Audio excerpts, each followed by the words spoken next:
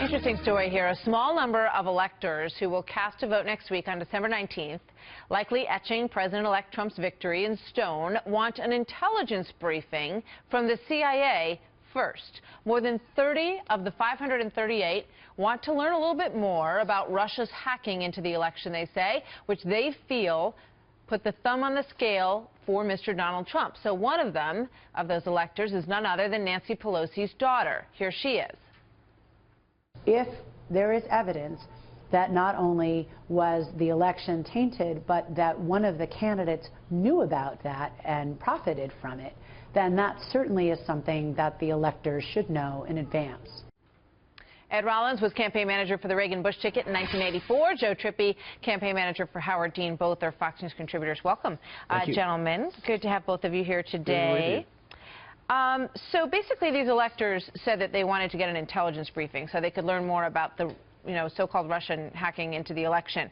And here is a quote from an editorial in the Journal today that says that John Podesta released his statement saying, yeah, we support that issue. 10 hours after 10 members of the Electoral College sent a letter to the director of the DNI, James Clapper, seeking information on foreign interference in the election to judge if Mr. Trump was, quote, fit to serve. There's a couple of issues in that statement, Ed. First of all, what do you think about this effort? Well, I think it's absurd. I think it's the part of the Democrats to continue to not surrender. There's 538 people who are picked by American voters to go cast their votes, and so far the way this all works is they go on next Monday. They go to the state capitals in 50 states plus the District of Columbia. They cast the vote as directed by the public in each state. It's very clear that Trump has had a big victory there, and there's no defection. The idea that you're going to take 538 people and give them a national security briefing over the weekend on something that's an absurd challenge at this point in time makes no sense to me, and it'll be a small little asterisk in the history book at the end of the day, and it's purely partisan crybabying as far as I'm concerned. Joe, what do you think?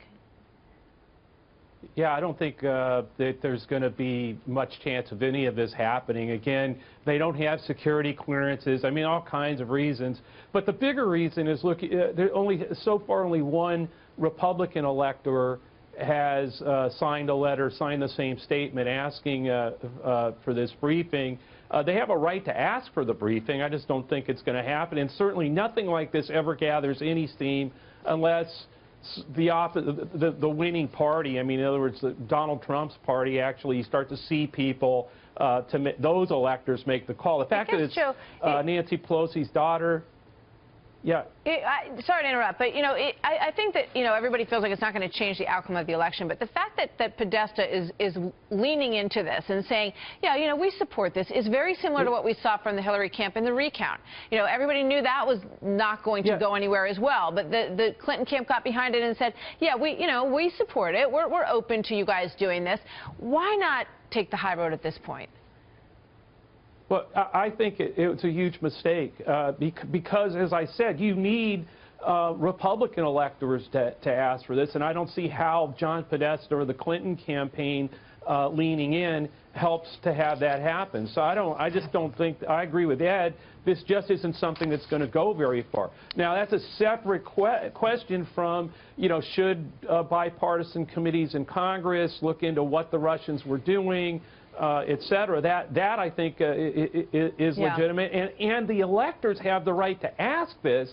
I just don't think, so every Democratic elector can ask for this, even if they got the briefing, even if they thought there was something there. It doesn't change anything if the Republican electors all vote the way they're supposed to. I think the hysteria over foreign cyber attacks is interesting, and the Journal touches on this as well. Given the point in time we're at with all this, is they say foreign cyber attacks have proliferated during the Obama years, but the president has never held any national government accountable. Even when officials fingered the Russians this summer for hacks of the DNC, Mr. Obama did nothing but wag a finger. Ed?